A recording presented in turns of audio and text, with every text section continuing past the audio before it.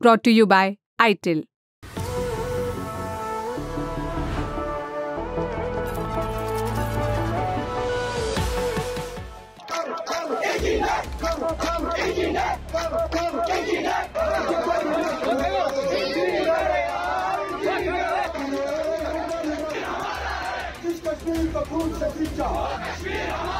कश्मीर में चुनाव से पहले जेल से बाहर आए जॉइंट किलर इंजीनियर रशीद के लिए माहौल कुछ ऐसा था।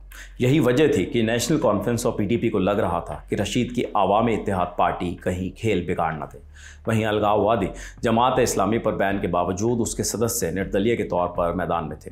रशीद और जमात समर्थकों की रैलियां दोनों जगह ये नारा लगाया जाता रहा, जेल का बदला वोट से, जेल का बदला। लेकिन नतीजे आए तो जो पता चला कि घाटी के लोगों ने इंजीनियर रशीद और जमात से जुड़े उम्मीदवारों की हवा निकाल दी। जमात से जुड़े 10 उम्मीदवारों में से 8 की जमानत जब्त हो गई। रशीद की आईपी सिर्फ एक सीट पर जीत पाई और जीतने वाला भी कोई दूसरा नहीं बल्कि इंजीनियर रशीद के भाई खुर्शीद अहमद शेख है, जो लंगेट से सिर्फ 1602 वोट के अंतर से जीते।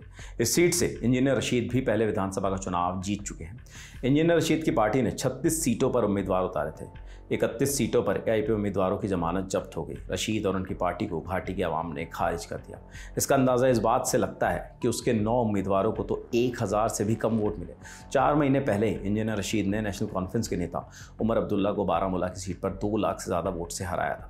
पीपुल्स कॉन्फ्रेंस के अध्यक्ष और पूर्व मंत्री सज्जाद लोन तीसरे नंबर पर रहे थे। लोकसभा सीट को विधानसभा सीटों में बांटे तो बारामूला की 18 सीटों में से 15 सीटों पर इंजीनियर रशीद की पार्टी आगे रही थी। यही वजह थी कि इंजीनियर रशीद को 11 सितंबर को जब जमानत मिली तो इस बात के आसार जताए गए कि वो किंग मेकर भी बन सकते हैं। लेकिन इंजीनियर रशीद के बाहर आने से पहले नेशनल कॉन्फ्रेंस और पीडीपी ने कहना शुरू कर दिया कि इंजीनियर रशीद को वोट काटने के लिए जमानत दिलाई जा रही है। अगर रशीद के उम्मीदवार जीते तो वो बीजेपी के साथ चले जाएंगे। वो घाटी में कमज़ोर बीजेपी के प्रॉक्सी हैं, उनकी बी टीम है। इंजीनियर रशीद साहब ने खुले अल्फाजों में ये कहा है कि आज अगर 8 अक्टूबर के बाद बीजेपी को नुमाइंदों की ज़रूरत पड़ी, एमएलएज की ज़रूरत पड़ी, तो बीजेपी के लिए इंजीनियर रशीद साहब के दरवाजे खुले हैं। अगर आज इंजीनियर रशीद साहब बीजेपी को मदद करने के लिए इलेक्शन लड़ रहा है तो जम्मू कश्मीर के लोगों को बहुत सोच समझ के अपने वोटों का इस्तेमाल करना चाहिए, क्योंकि मैं बार बार ये कहता आया हूँ। आज इंजीनियर रशीद साहब ने शुक्र है हमारी बात को तस्लीम किया है।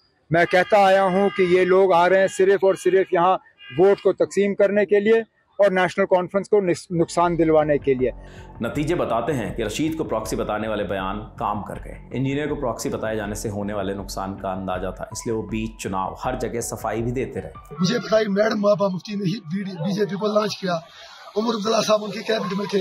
370 हटा वो SKICC में मजे कर रहे थे और मैं तिहाड़ में मर रहा था। उन्होंने 5.5 साल में एक ऐसा कोई स्टेप मुझे बताओ जो उन्होंने कश्मीर मसले के हल के लिए या 370 की बहाली के लिए उठाया। मैं तो तिहाड़ जेल में, वो यहाँ, वो ड्रामेबाज मैं हूँ। टेरर फंडिंग के केस में आरोपी इंजीनियर रशीद की जमानत 12 अक्टूबर तक है। इसके बाद उन्हें दिल्ली की तिहाड़ जेल जाना होगा, जहाँ से वो 11 सितंबर को जमानत पर बाहर आए थे। नतीजे इस बात का भी सबूत है कि दिल्ली यानी बीजेपी के नेतृत्व वाली बीजेपी सरकार से साठगांठ का आरोप उनकी पार्टी पर चस्पा हो गया। दिल्ली दूर है। जम्मू कश्मीर के लीडरों का आज दिल्ली आना जाना काफी रहता है। आपको कोई इन्विटेशन मिली वहाँ से? दिल्ली से? दिल्ली दूर है। रशीद की अवामी इत्तेहाद पार्टी सिर्फ एक सीट जीत पाई। जमात से जुड़े नेताओं के हाथ एक भी सीट नहीं लगी। नेशनल कॉन्फ्रेंस और पीडीपी ने उन्हें भी बीजेपी का प्रॉक्सी बताया। जमात इस्लामी पर बैन है, लेकिन उसके सदस्य चुनाव मैदान में उतरे। 10 में से 8 सीटों पर जमात के समर्थन वाले उम्मीदवारों की जमानत जब्त हो गई। सिर्फ 2 सीटों पर उन्हें ठीक ठाक वोट मिल सके। कुलगाम में जमात के सदस्य रहे सैर अहमद रेशी की रैलियों में भीड़ दिखी, लेकिन वो 25,000 वोट हासिल कर पाए। उन्हें CPM के मोहम्मद यूसुफ तरीगामी ने करीब 8,000 वोटों से हरा दिया। वहीं ज़ैनापोरा सीट पर एयाज अहमद मीर दूसरे नंबर पर है। वो पीडीपी छोड़कर निर्दलीय खड़े हुए थे। मीर को जमात की बैकिंग थी। बांदीपुरा सीट पर जमात की बैकिंग वाले मोहम्मद सिकंदर मलिक को हमदर्दी नहीं मिली।